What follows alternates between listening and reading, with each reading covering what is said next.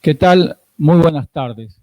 Estamos en la 21 edición de la Feria del Libro Chacú Guaranítico. En esta tarde vamos a presentar a Pedro Prada con su libro Crónica del Derrumbe Soviético. ¿Quién será su presentador? Víctor Cot, quien es secretario general del Partido Comunista de la Argentina.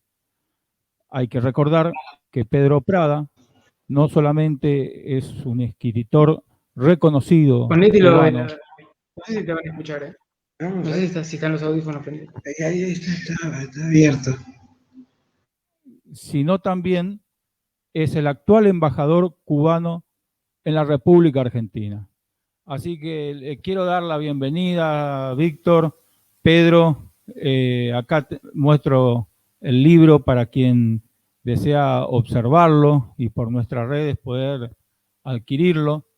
Y saludar enormemente y contarle que esta es una feria que por primera vez se hace en la Argentina, en 30 sedes a la vez, para mostrar la literatura regional, local, pero por supuesto para tener distinguidos invitados como ustedes. Así que muchísimas gracias por participar en la Feria del Libro Chacú Guaranítica.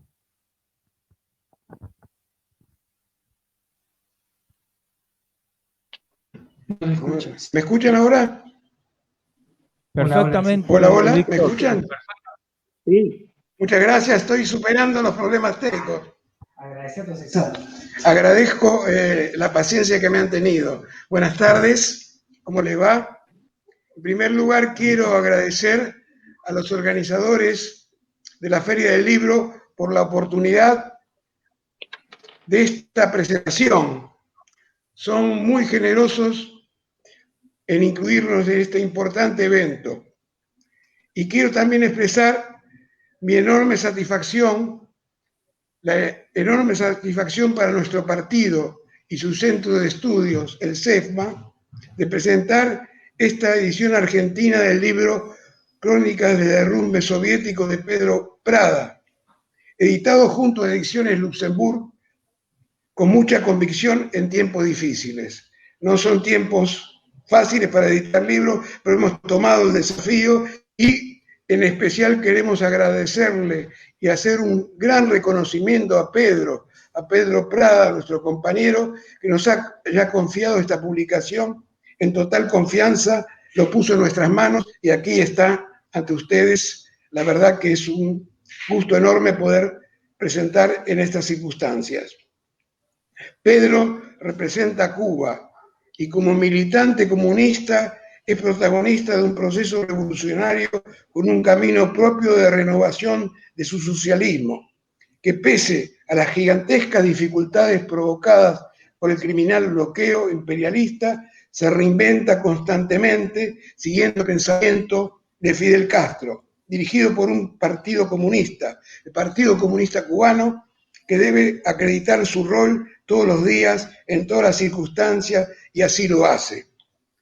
Debo decirles, reconocer que Crónicas del Derrumbe es un libro apasionante, un texto singular, el de un testigo cubano de excepción, como dice él en el libro, un testigo solo armado con una cámara y un bloc de notas, en medio de la multitud confusa. Qué momentos extraordinarios y dramáticos a la vez este corresponsal.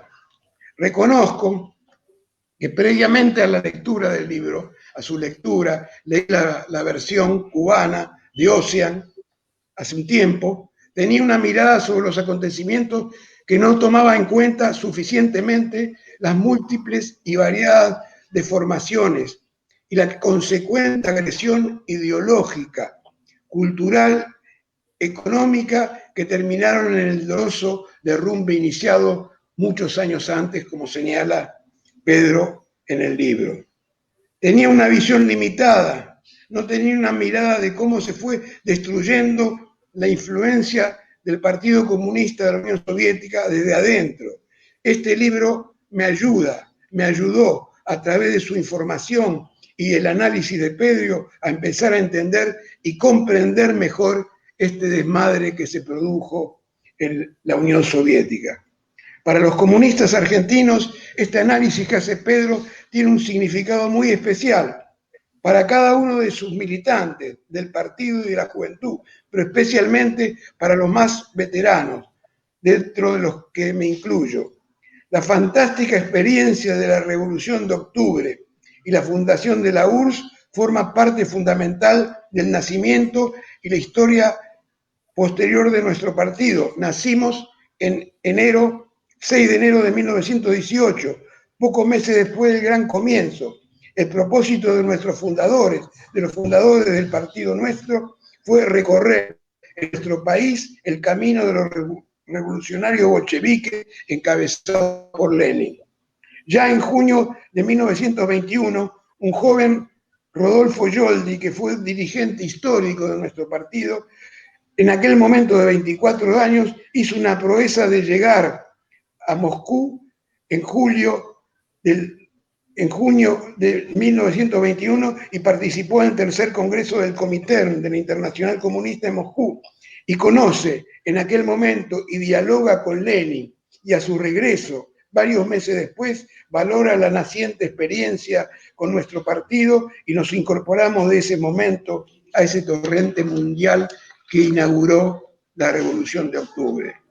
Desde entonces entendimos y valoramos la experiencia soviética como un primer ensayo de superación del capitalismo, que debe ser analizado con todos sus logros sobresalientes y heroicos,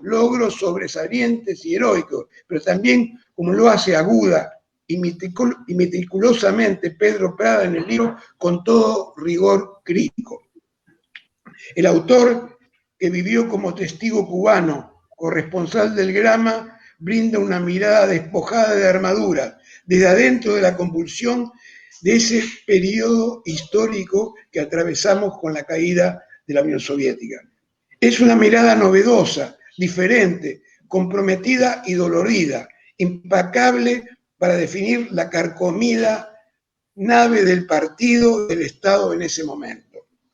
De esa experiencia nos ayuda Pedro en su reflexión a sacar conclusiones y dolorosas lecciones. El texto abunda en esas lecciones, especialmente para los que queremos cambiar el mundo. Son lecciones para todos, pero especialmente para los que queremos cambiar el mundo.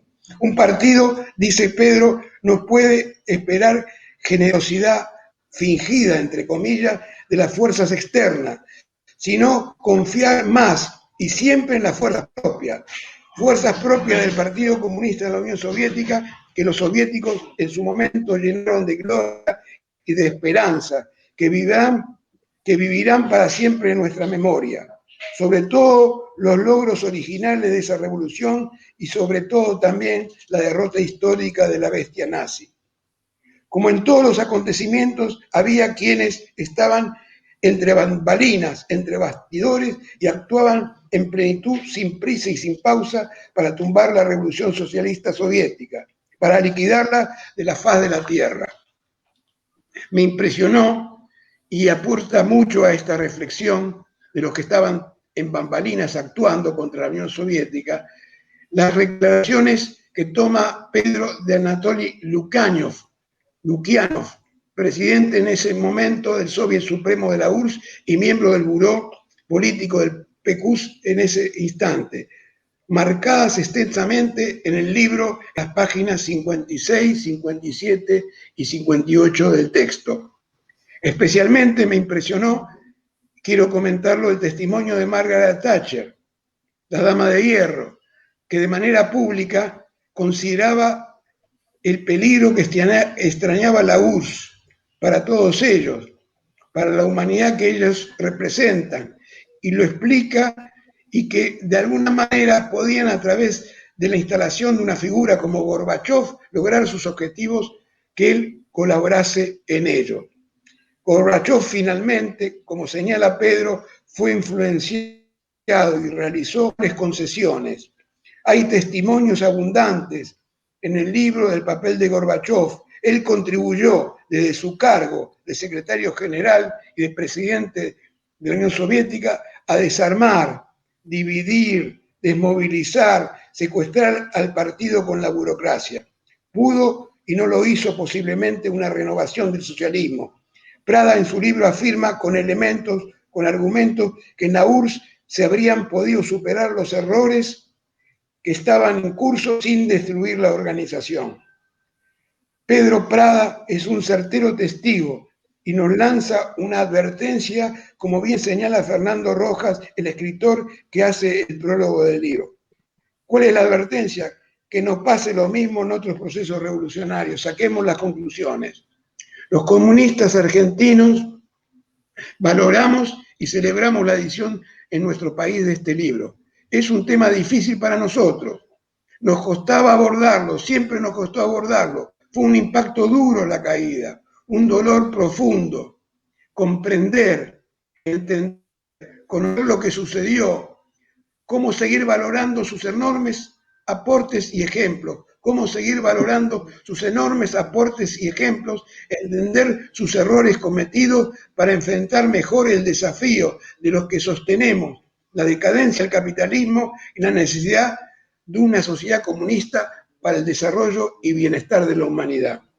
Ese desafío hay que forjarlo día a día, como diría Fidel, en la experiencia viva de la lucha de clases. Ese tiene que ser nuestro compromiso, compañeros y amigos.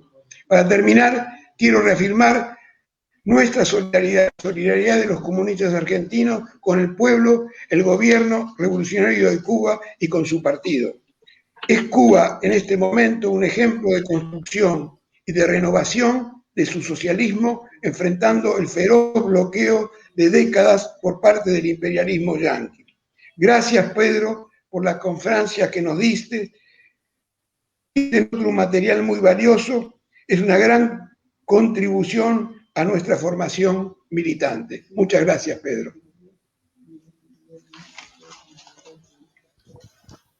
Muchas gracias, Víctor.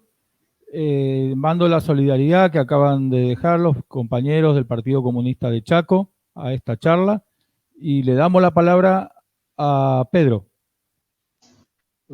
Buenas tardes, Rubén. Buenas tardes, Víctor. Gracias a ambos por esta invitación y gracias a Víctor adicionalmente por tan generosas palabras. El libro que tiene ante sí el lector argentino es un libro de memorias y también de reflexiones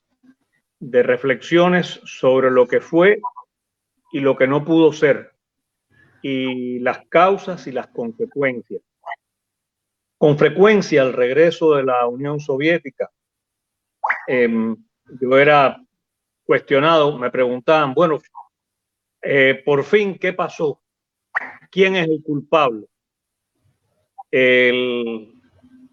Pocas veces pudiera decirse que en este caso el culpable fueron muchos. La culpa, la maldita culpa, como dice unos versos, en este caso tuvo muchos responsables. Pero no hay peor responsable que aquellos que destruyeron las instituciones sobre las cuales se levantó el poder soviético. Y me estoy refiriendo en primerísimo lugar al Partido Comunista de la Unión Soviética y en segundo lugar a las formidables Fuerzas Armadas soviéticas que llevaron sobre sus hombros la guerra contra el fascismo y la derrota del fascismo en Europa. Por tanto, estos dos elementos constituyen como las columnas, los grandes pilares sobre los que se sostuvo ese edificio. Y que fueron distorsionándose en el tiempo, fueron deformándose, el burocratismo se los fue comiendo.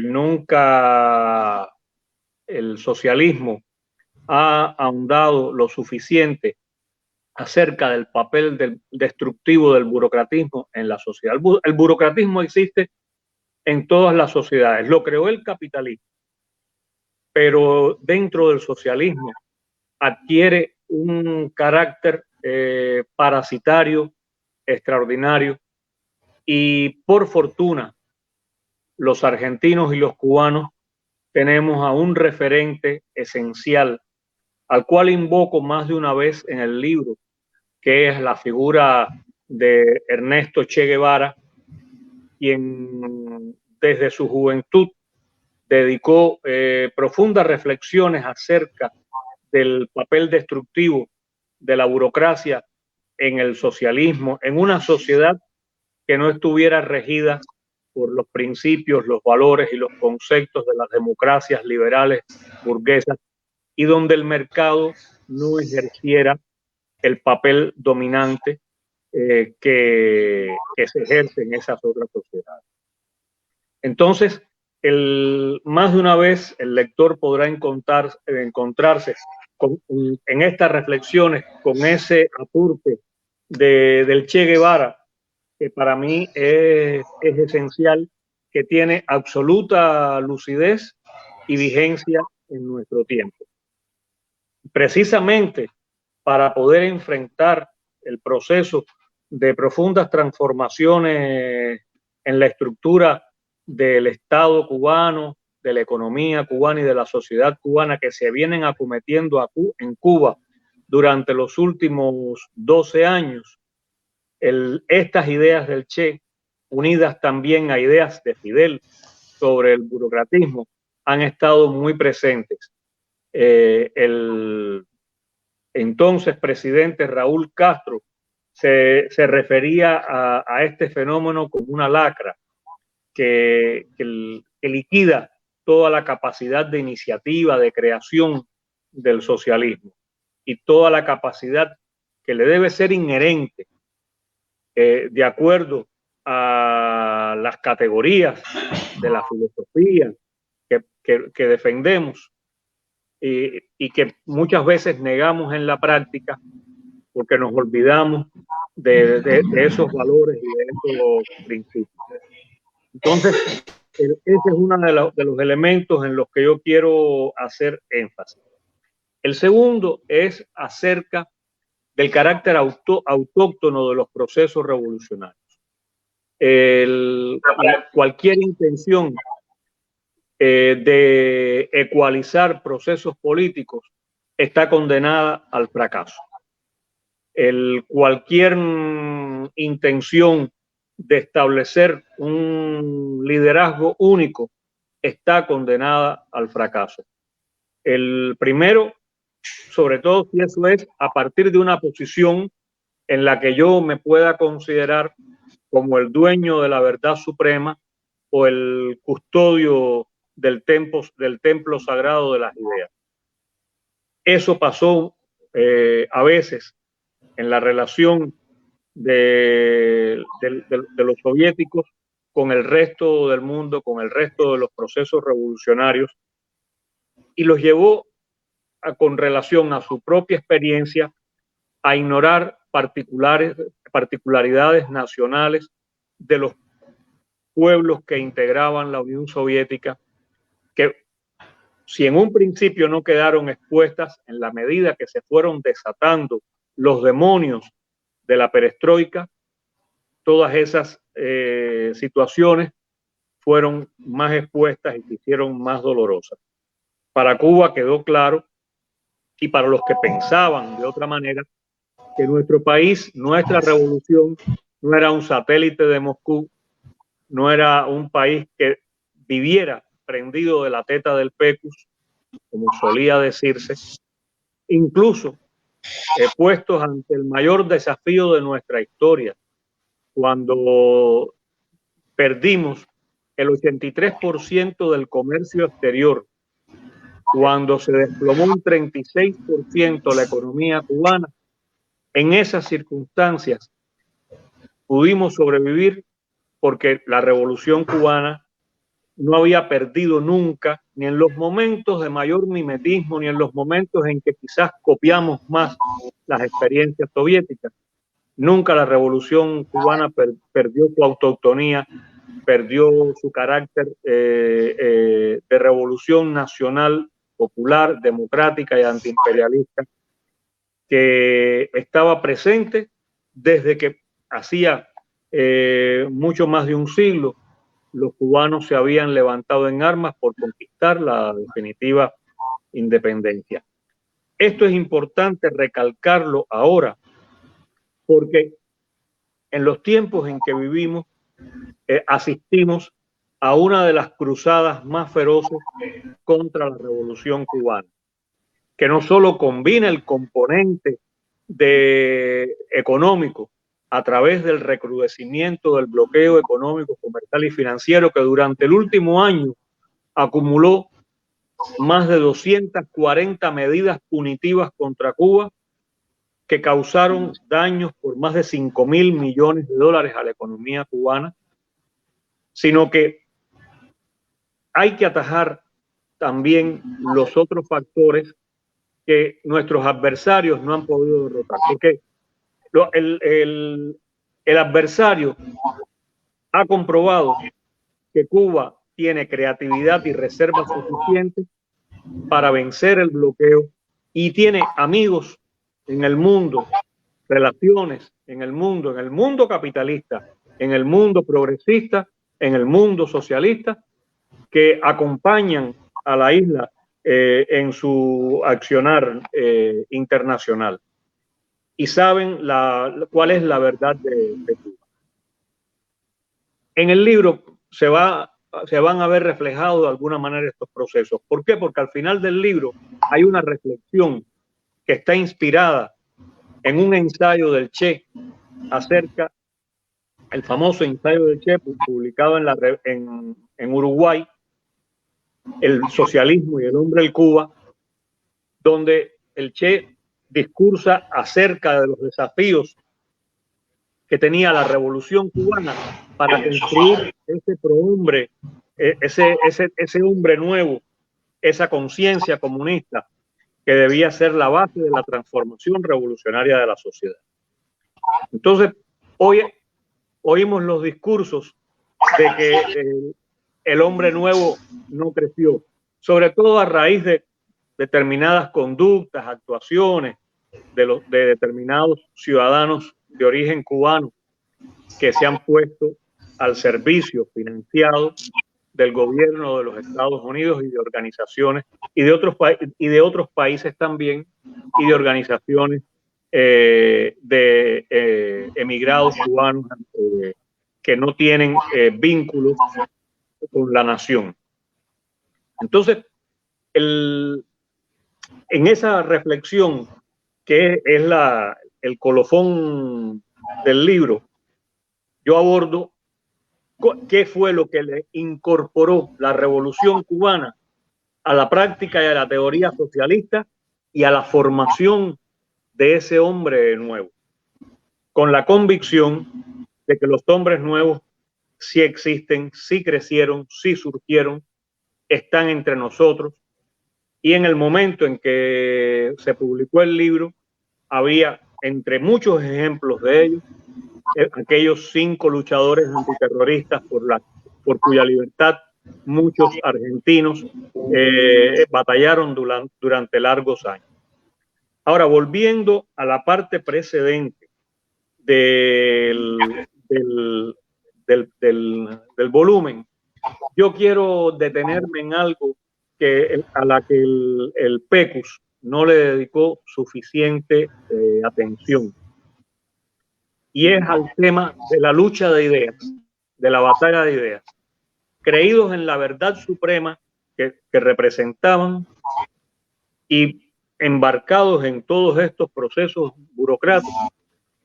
Los comunistas soviéticos perdieron de vista que no se podía pretender la defensa de las ideas del socialismo enquistados o encerrados en una campana de cristal.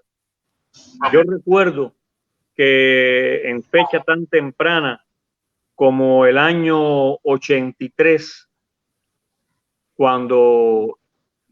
el año 85, mejor dicho, cuando Cuba celebraba el tercer Congreso del Partido Comunista de Cuba, Fidel advertía ya en ese momento de la importancia de salir de la zona de confort.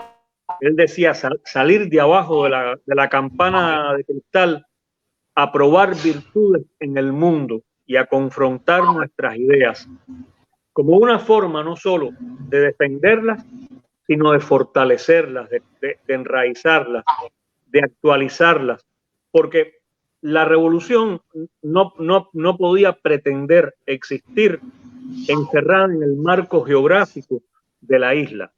Para poder ser válida, para poder constituir el destino de una nación, la revolución cubana necesitaba validarse en esa lucha de ideas y que sus argumentos, sus razones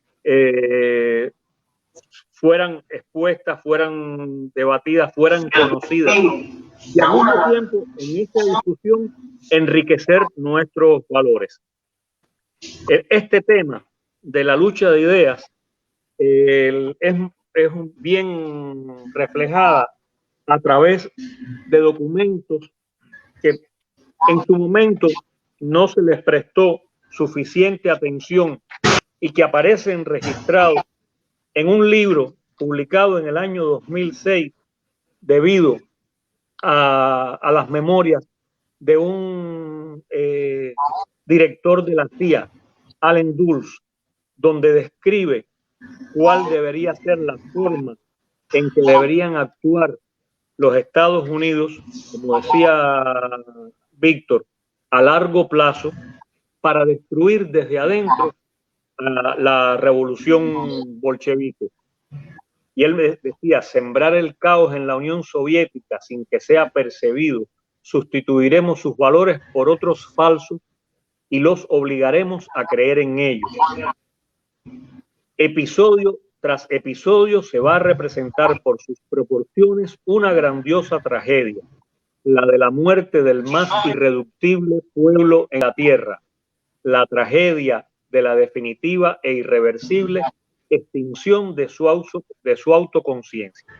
Y habla de la forma en que van a destruir la literatura, el arte, la carga social de la cultura, cómo se pretenden despojar a los artistas de esa vinculación con los valores y con los intereses genuinos del pueblo, cómo van a inducir a que la literatura, el cine y el teatro reflejen y enaltezcan los más bajos sentimientos humanos y cómo los van a apoyar. También explican de que, apoyados en el sistema propagandístico que tiene Estados Unidos, estimularán falsos valores como la corrupción, la falta de principios, el soborno, el despotismo de los funcionarios, y convertirán la honradez y la honestidad en ridículas, innecesarias y en vestigios del pasado. Promoverán el descaro, la insolencia, el engaño, la mentira, el alcoholismo, la drogadicción y el miedo entre semejantes.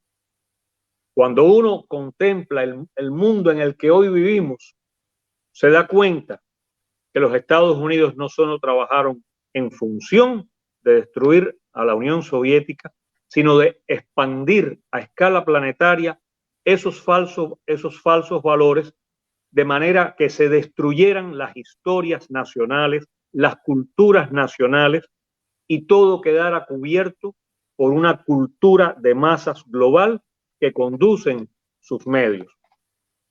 Hoy las sociedades, hay una gran contradicción entre la socialización del trabajo que ha impuesto la globalización neoliberal y la cada vez mayor concentración del capital, cada vez en menos manos.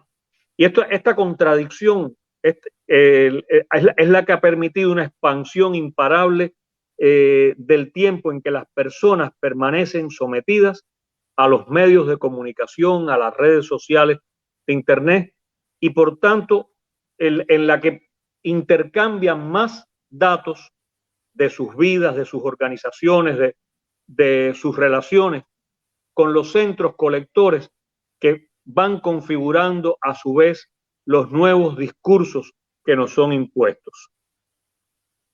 Hoy estamos a merced de lo que se ha dado en llamar el GAFAM, un suprapoder global integrado por Google, Amazon, Facebook, Apple y Microsoft, que controlan todos los aspectos del pensamiento a nivel mundial. En América Latina, esta situación es sencillamente catastrófica. En la Argentina, ustedes lo juzgarán mejor de lo que pueda hacer yo, pero desgraciadamente la transmedia oligárquica global está aquí bien posesionada, bien fortalecida, y ya hoy no podemos decir de que la mentira tenga patas cortas. Por el contrario, la mentira viaja a la velocidad de la luz. Entonces, esto revela la importancia de aquella convocatoria en el caso de Cuba y frente a los sucesos soviéticos y sus consecuencias desastrosas, nos hizo en el año 2000 el comandante Fidel Castro, cuando convocó al pueblo de Cuba a librar la batalla de ideas.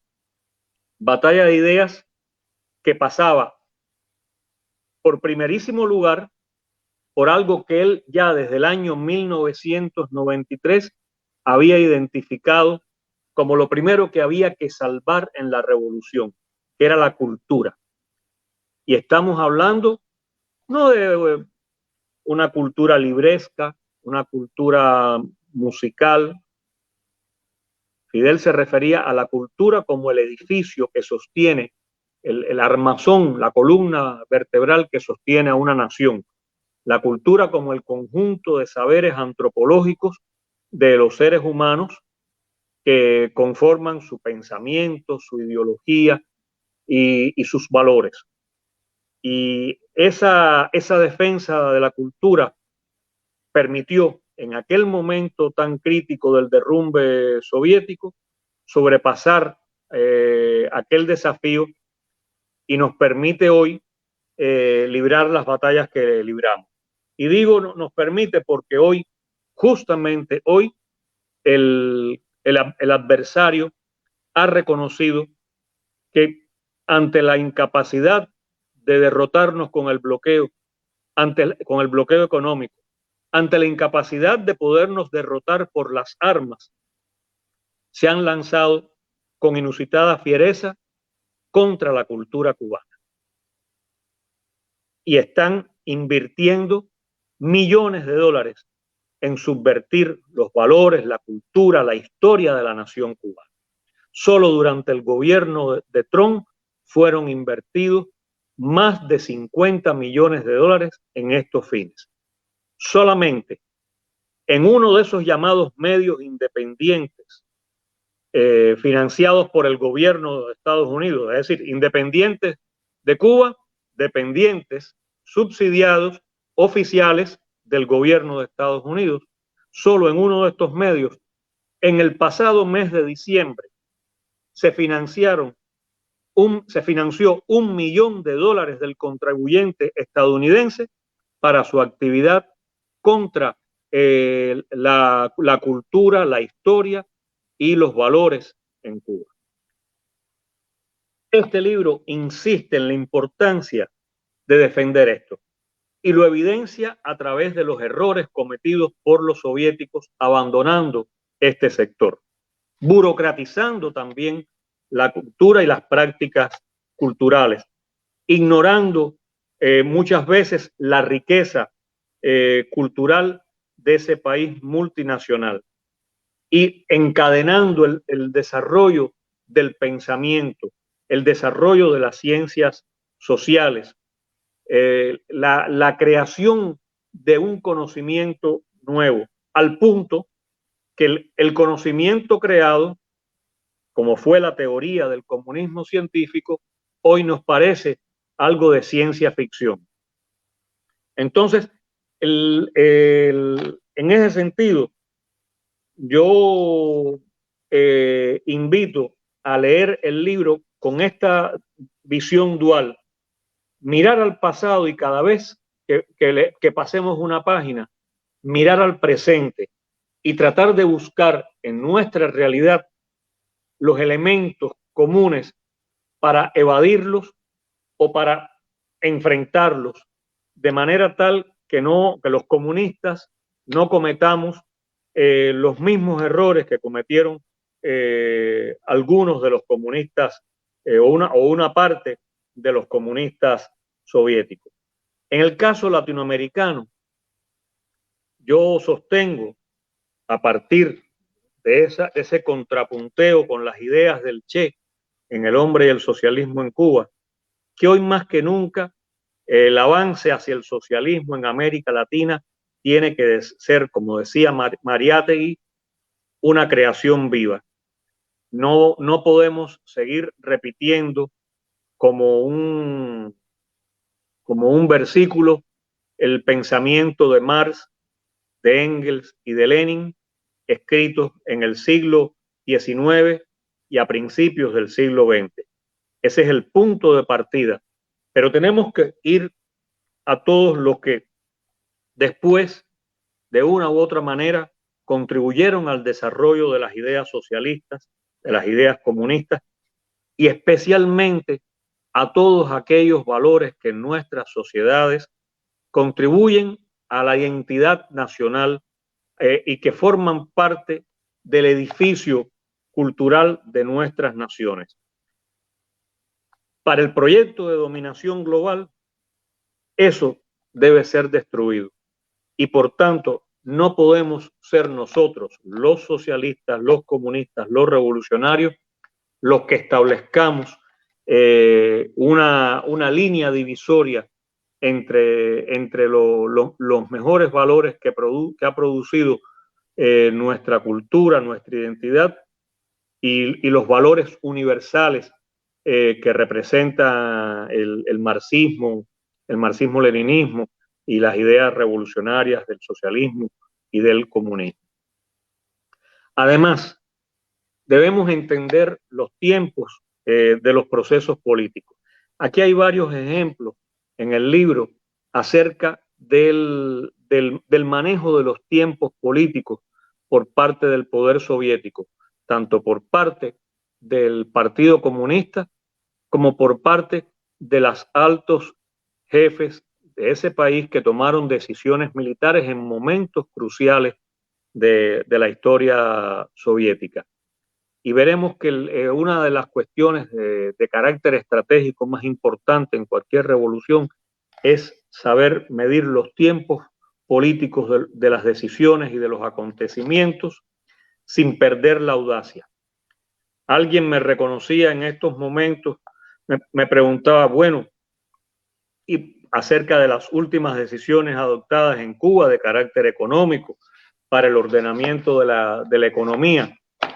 Y me preguntaban si en medio de toda esta crisis con el gobierno de Trump, que todavía no se sabía el 1 de enero en qué situación iba a quedar, si era oportuno que los revolucionarios cubanos hubiéramos dado aquel paso. El aprendizaje de nuestra historia es que no solo teníamos que evaluar las ideas, teníamos que estudiar las ideas y se estuvieron estudiando durante 7 años y nunca es suficiente porque la vida siempre es superior y además teníamos que hacerlo guiándonos por algo que los cubanos aprendimos de José Martí, que Martí siempre enseñó que el enemigo nuestro respondía a un plan, el plan de dividirnos, confundirnos, debilitarnos y aislarnos. Y nosotros respondíamos a otro plan, el plan de unirnos, el plan de hacer a la patria libre, plan contra plan. En esa comparación martiana, que sin saberlo, Martí resulta ser profundamente dialéctica por la contradicción que establece y la lucha que establece entre dos planes, un plan para destruirte y otro plan no para defenderte, que es uno de los errores de los soviéticos. Los soviéticos en muchas oportunidades, está explicado en el libro, lo que hicieron fue responder el plan de los Estados Unidos y no hacer su propio plan de defensa y de resistencia del socialismo soviético. Y eso sobre todo se vio en la carrera armamentista a la que fueron arrastrados. Entonces, nosotros en este momento lo que hemos hecho es hacer nuestro propio plan, sin dejar de defendernos, pero hacer nuestro propio plan. Para no ser desviados de nuestros objetivos, porque estas acciones tienen una carga diversionista muy fuerte, que si nos abandonamos a defendernos solamente de ellas, perdemos la perspectiva del horizonte, del camino hacia el cual tenemos que avanzar. Y otro elemento que no se puede perder, al menos en la experiencia de la Revolución Cubana, que es la brújula permanente de todo lo que hacemos, es la unidad del pueblo en torno a la revolución. La unidad de la diversidad del pueblo. La unidad en la diversidad del pueblo. Concepto que además lo creemos válido también para la aspiración de integración latinoamericana y caribeña, y que fue defendido desde la primera cumbre de la CELAC por el compañero Raúl Castro, que expuso ese principio ahí, y fue aceptado por todos los jefes de Estado y de gobierno de la CELAC en la segunda cumbre de La Habana, cuando suscribieron la proclama de América Latina y el Caribe como zona de paz, que es un texto que expresa esa visión cubana que viene de la tradición latinoamericana más genuina, del principio juarista el respeto al derecho ajeno es la paz, de los principios martianos de nuestra América, pero que se encuentra con Fidel y se encuentra de alguna manera en los aspectos, sobre todo de carácter económico y social, con los principios del marxismo y del socialismo. Entonces, queridos compañeros, yo lo que puedo añadir a lo que se ha dicho ya, que explicó Víctor, y para no contarles el libro, porque sinceramente deseo que puedan encontrar utilidad e interés en sus páginas. Yo solo quiero decirles algo. No es a través de la opulencia, no es a través de la inserción en los mecanismos de explotación financiera que las grandes transformaciones sociales van a ocurrir en el mundo. Y no es a través del abandono de las raíces, de la inconsecuencia con los fundadores, como ocurrió en el caso soviético, que los procesos pueden transformarse. Por eso yo sostengo la tesis que Víctor refrescó, de que la perestroika pudo haber tenido otro final, y que el proceso soviético, cuando empieza la perestroika, estaba todavía ante la posibilidad de transformarse y cambiar muchas cosas, pero no autodestruirse. Lo empujaron al suicidio,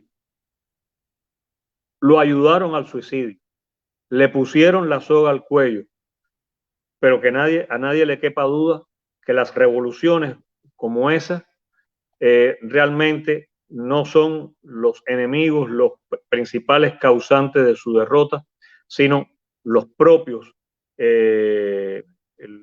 revolucionarios o pseudo revolucionarios, devenidos ya pseudo revolucionarios que la habitan. No olviden que desde la perspectiva cubana, en uno de sus últimos discursos, la noche del 17 de noviembre del año 2005, cuando se cumplían 70 años de su ingreso a la universidad, Fidel, en la Universidad de La Habana, en el aula magna, ante cientos de estudiantes y de profesores y ante las cámaras de la televisión del país que transmitían el acto, Fidel nos decía a los cubanos dos cosas telúricas. Primero, que nosotros creíamos que sabíamos qué cosa era el socialismo, y en ese punto de su vida él llegaba a la conclusión que tenía que emprender de nuevo la montaña, la subida de la montaña, de la Sierra Maestra del conocimiento, de la práctica revolucionaria, para hacer el socialismo tal y como había aprendido a hacerlo. Y lo segundo, que a la revolución no la pudiera destruir nadie, no había fuerza militar que la derrotara, el bloqueo no la había vencido, pero sí la podían destruir los errores de los cubanos. Y con esto nos alertaba del posible nacimiento entre nosotros de Gorbachovses, de personajes como los que se describen a lo largo de las páginas de este libro, de falsos teóricos del comunismo científico como Gennady Burbulis, considerado el padre de esa ciencia, que al final se convirtió en uno de los más rabiosos, furibundos y enclaudicables anticomunistas de Rusia.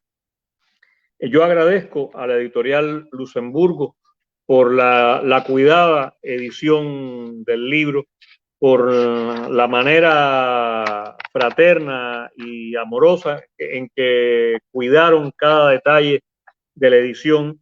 Agradezco infinitamente al Partido Comunista de la Argentina por la iniciativa.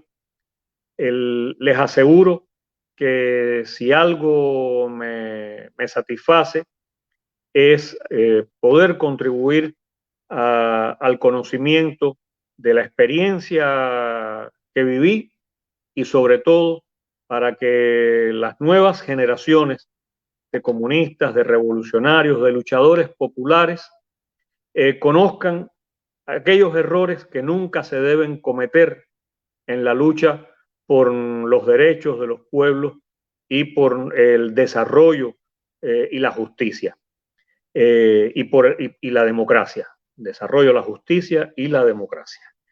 Entonces, nuevamente, muchas gracias por esta oportunidad y les deseo una grata lectura. Muchas gracias, embajador. Muchas gracias, Víctor. Vamos a hacer esta presentación presencial en tiempos de no pandemia.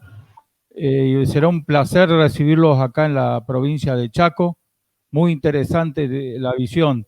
Y ahora le mando de corazón un saludo revolucionario, de solidaridad con Cuba sobre todo. Y seguimos, que tenemos otra presentación. Agradezco enormemente la presencia y el prestigio que le dan a la Feria del Libro Chacú Guaranítico, vuestra presencia. Hasta pronto. Muchas gracias, Rubén.